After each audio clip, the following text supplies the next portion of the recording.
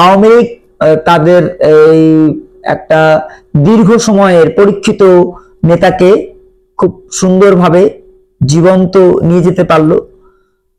এতে করে হবে আওয়ামী লীগের বিশ্বের বিভিন্ন দেশে যে নেতাকর্মীরা আছে তারা আবার সংগঠিত হবে। এতে করে অর্থনীতিটা, যেমন ইউনূস যেভাবে চিন্তা করছে যে বিচারের আওতায় আনবে, এটা করবে সেটা করবে, সেটাতে তারা ব্যর্থ হবে। আর শেখ হাসিনা যেটা করবে, শেখ হাসিনার দেশে প্রত্যাবর্তনের পরে, অর্থাৎ জিয়াউর রহমানের সময় যখন তিনি দেশে আসেন, সে সময় কিন্তু মাঠ পর্যায়ে টাকাটা তুলেছিলেন এই আব্দুল হামিদ। এই মাঠ পর্যায়ের টাকা এখন তার দেশে তিনি টাকা উঠাতে পারবেন না। তিনি এখন বহির্বিশ্বের বিভিন্ন দেশে টাকা উঠাবেন এবং বাংলাদেশে সেই টাকা ঢালবেন, যাতে করে সাংগঠনিক কাঠামোটা ওই বেঁচে থাকার পর্যায়ে না থাকে। এটা যেন সত্যিকার অর্থেই মাঠ পর্যায়ে থাকে। যদি মাঠ পর্যায়ে আওয়ামী লীগ চলে আসতে পারে, মাঠে তারা হয়তো ঝটিকা মিছিল, দেখবেন যে ঝটিকা মিছিল কিন্তু কমেছে, তারা এখন ইনডোর মিছিল করছে। আগে যেরকম জামাত ইসলাম ইনডোরের প্রোগ্রাম করতো বিভিন্ন স্কুলে, কলেজে বা বিভিন্ন ব্যবসায়িক প্রতিষ্ঠানগুলোতে, এখন আওয়ামী লীগের প্রায় 2000 ব্যবসা প্রতিষ্ঠান আছে ঢাকা শহরে আওয়ামী লীগের নেতা কর্মীদের।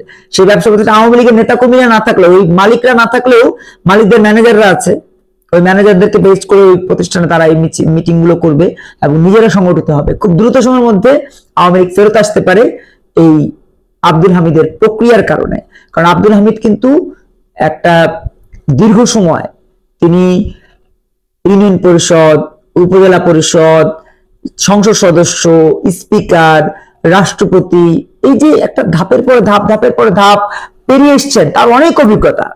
সেই অভিজ্ঞতার 100 ভাগের 1 ভাগও এই যে নাবালকদের নাই।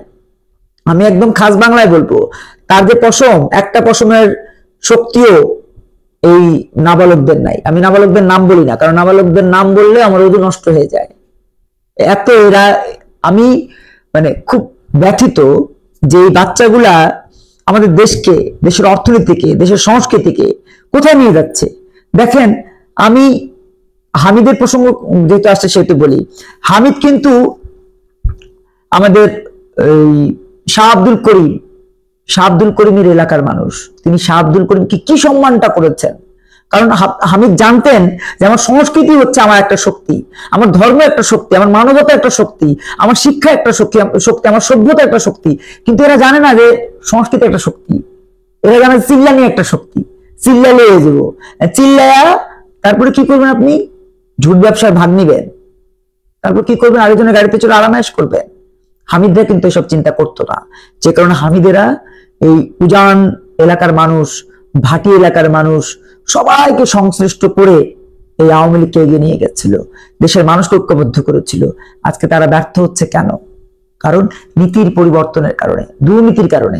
হামিদ একজন নীতিবান মানুষ, তিনি হয়তো আবার ঘুরে দাঁড়ানোর প্রক্রিয়া আওয়ামী লীগকে দাঁড় করাবেন, কিন্তু আক্ষরিক অর্থে আমরা পাবো আবার একটা ফ্যাসিস্ট, যে ফ্যাসিস্ট পতিত ফ্যাসিস্ট হিসেবে পরিণত হয়েছে।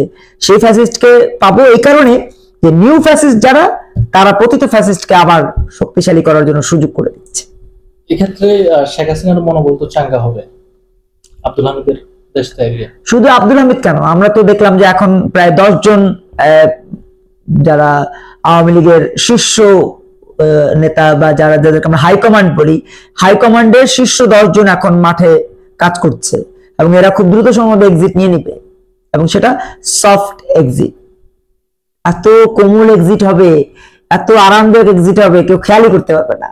আরো 10 জন আছে, এই যে 10 জন আছে, গণমাধ্যম বলছে 10 জন আছে, এই 10 জন যদি চলে যায় তাহলে মাঠ আরো গরম হবে। আর শেখ হাসিনা কিন্তু তৃপ্তির ঢেকুর প্রথম দিকে মানে কোনো না কোনো ভাবে আমাদের সামনে উপস্থাপন করে ফেললেও, আগামীতে তিনি আর তৃপ্তির ঢেকুর কোনোভাবেই ফেলবেন না। তিনি যেটি করবেন সেটা হচ্ছে যে আস্তে ধীরে কাজগুলো গুছাবেন, গুছিয়ে তারপর বলবেন যে নামো। এবং সেটা যদি করা হয় তাহলে আমরা কিন্তু আবারও ক্ষতিগ্রস্ত হব। 5ই আগস্ট আবারও হবে, এবং সেই 5ই আগস্টে শেখ হাসিনারা আমাদের দেশকে অর্থনৈতিকভাবে আরো ক্ষতিগ্রস্ত করবে, যেটা আমরা আসলে প্রত্যাশা করি। আমরা প্রত্যাশা করি গণতান্ত্রিক নির্বাচন হোক, গণতান্ত্রিক রাষ্ট্র গঠিত হোক, গণতান্ত্রিক সরকারের মাধ্যমে দেশটা পরিচালিত হোক। তাতে করে হবে কি, আমরা মুক্তি পাবো, অর্থনীতি মুক্তি পাবে, সমাজ মুক্তি পাবে, ধর্ম এবং মানবতা আবারও হাসবে বিজয়ের হাসি।